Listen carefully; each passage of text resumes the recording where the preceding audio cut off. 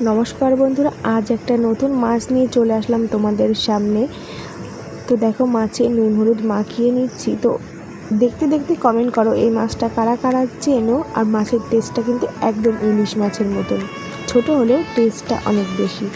তো আমি প্রথমে নুন আর হলুদটা খুব সুন্দরভাবে মাখিয়ে নিয়েছি।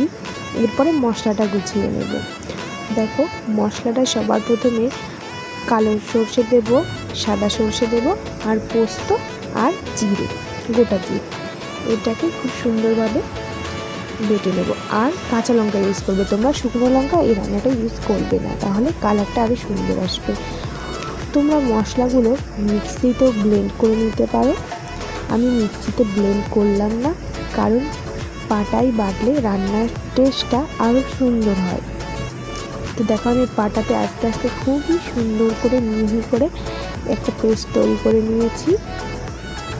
এবার কড়াইতে তেল গরম করে মাছগুলো ভেজে নিচ্ছি। যেহেতু এটা ইলিশ মাছের মতনই টেস্ট আর খুবই নরম মাছ, সে কারণে এগুলো আলতো হাতে খুব হালকা করে ভেজে নেব।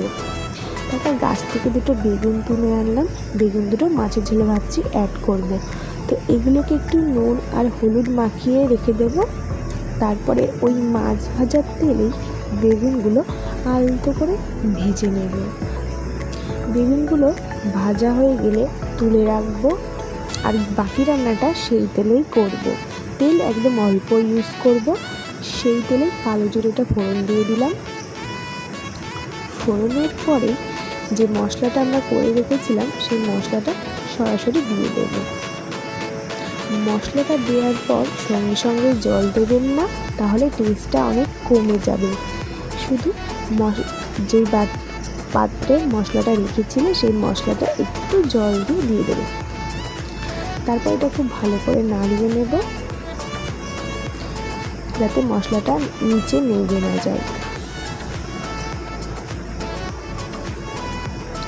তারপর এতে নুন আর হলুদ দেবো পরিমাণ মতো। তোমরা একটু স্বাদটা ব্যালেন্স করে লবণটা দেবে, কারণ এই মাছ একটু নোনতা হয়। তো ভালো করে নুন দিয়ে দিয়েছি। এবার এটা খুবই ভালো করে আমরা কষাবো।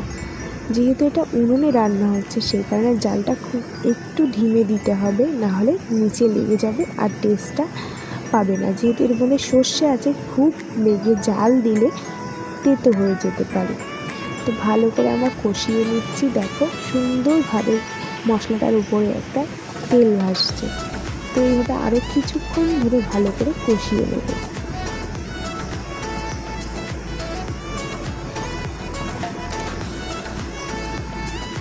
তো এইভাবে আস্তে আস্তে ভালো করে নাড়িয়ে নেব। তো এর ভিতরে দেখো, আমি একটু জিরে গুঁড়ো অ্যাড করলাম।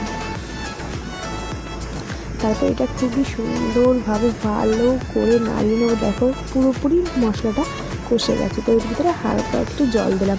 এই জলটা তোমরা তোমাদের পরিমাণ মতো দেবে, তোমাদের যতটা লাগবে। আমাদের পরিবারে অনেকজন লোক আছে, সেজন্য আমরা ঝোলটা একটু বেশি দিলাম। তো ঝোলটা খুবই ভালো করে জাল করে নেবে। দেখতেই পাচ্ছ কাঠের নুনের জাল কী সুন্দর ফুটছে তরকারিটা। ঠিক এই রকম যখন বাবলস এসে যাবে ঝোলের মধ্যে, ঠিক তখনই তোমরা মাছগুলো দেবে। মাছগুলো দিয়ে খুব বেশি সময় জাল দেবে না, জাল দিলে মাছগুলো ভেঙে যেতে পারে। হালকা হালকাভাবে মাছগুলো দেবে। তো দেখো, এর মধ্যে দুটো অন্য মাছ অ্যাড করা হয়েছে। যেহেতু আমার ছোটো বাচ্চা খাবে, এই মাছের কাঁটা আছে বলে ওরা খেতে পারবে না, সেই জন্য দেখো হালকা পরিমাণ ঝোল রাখা